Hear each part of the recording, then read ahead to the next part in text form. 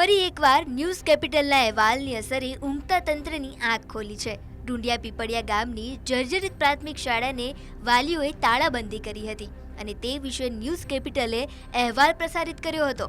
જે બાદ જિલ્લા શિક્ષણ અધિકારી ટીપીઓ સહિતની ટીમ શાળાએ પહોંચી હતી અને જર્જરિત શાળાને લઈ ચર્ચા કરવામાં આવી હતી અને હવે જલ્દી જ નવી શાળાની કામગીરી શરૂ કરવામાં આવશે તેવી ખાતરી પણ જિલ્લા શિક્ષણ અધિકારીએ આપી છે। આમ લોકો એકઠા થઈને શાળા બાબતે જે પ્રશ્નો રજૂ કર્યા હતા એ સંદર્ભે આજે મેં રૂબરૂ મુલાકાત કરેલી છે। મુખ્ય પ્રશ્નમાં પહેલો પ્રશ્ન હતો કે અહીંયા જે રૂમો જર્જરિત છે એને મેં આજે પોતે હાજર રહીને એ રૂમોને કોર્ડન કરાયા છે। ત્યાં કોઈને બેસવાની કે આવવા જવાની મનાઈ કરી નાખી છે।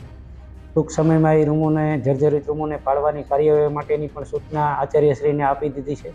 એસએમસીની રચનાના પ્રશ્નો હતા તો એસએમસીની રચના પણ આ અઠવાડિયામાં પૂર્ણ કરવા માટેની સૂચના આપી દેવામાં આવેલી છે।